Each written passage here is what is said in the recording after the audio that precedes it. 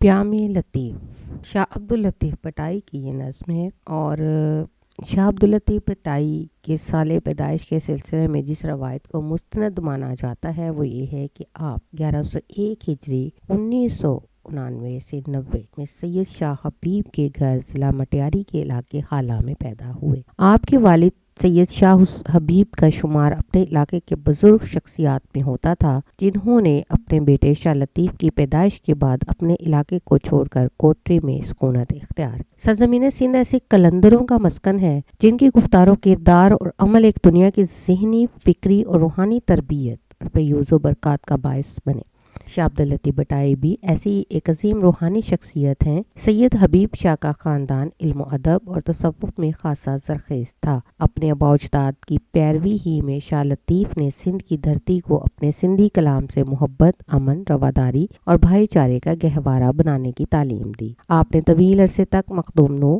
مختوم بلاول، اپنے پردادا شاہ عبد الکریم اور دیگر بزرگوں کی درگاہوں پر وقت گزارا۔ آپ کا کلام حقیقت و معرفت الہی کی تعلیم تھی، جو یقیناً انسان کو انسانیت کے اعلیٰ مرتبے پر لا کھڑا کرتی ہے۔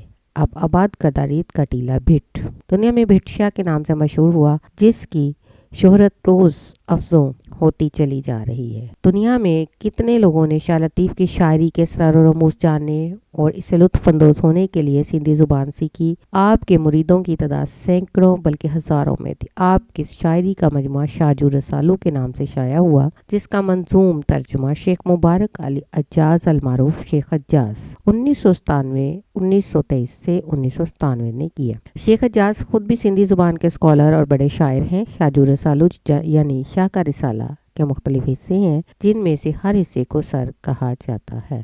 سر کلیان سے سر بلاول تک شاجو رسالو 28 حصوں پر مشتمل ہے۔ اس نظم کی تدریس کے بعد عزیز طلبہ و طالبات آپ اس قابل ہو جائیں گے کہ کسی بھی نظم یا نثر کو پڑھ کر اس کے اہم نکات کا خلاصہ لکھ سکیں۔ مختلف سامعین اور مقاصد کو مد نظر رکھتے ہوئے کسی بھی موضوع پر اشعار اور حوالوں کے ساتھ کم از کم 250 الفاظ پر مشتمل تقریر لکھ سکیں۔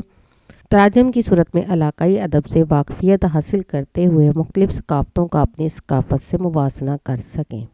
کسی بھی نظم کو پڑھ کر حوالوں کے ساتھ اشعار کی تشریح کرتے ہوئے اپنی رائے دے سکیں۔ منتخب اقتباسات انگریزی سے اردو کے اصل معنی و مفاہیم اور مقاصد کو برقرار رکھتے ہوئے تراجم کر سکیں۔ مباحثوں، مذاکروں، موضوع کے حق یا مخالفت میں حصہ لے سکیں۔ کسی بھی نظم یا نثر پارے میں موضوعات کی شناخت کرتے ہوئے اس کی وضاحت کے لیے اپنی رائے کا اظہار کر سکیں۔ میں امید کرتی ہوں کہ عزیز طلبہ و طالبات آپ کو اگلے لیکچر میں انشاءاللہ ان تمام SLOs کی اچھی طریقے سے سمجھ آ جائے گی، اور اس کے علاوہ آپ کو تفسیر ادب، سرمایہ ادب کی صورت میں نوٹس بھی مل جائیں گے۔ آپ کو ہر لحاظ سے جو ہے رہنمائی فراہم کی جائے گی، اور انشاءاللہ آپ کی بہت اچھی معاونت ہو جائے گی امتحانی نقطہ نظر سے۔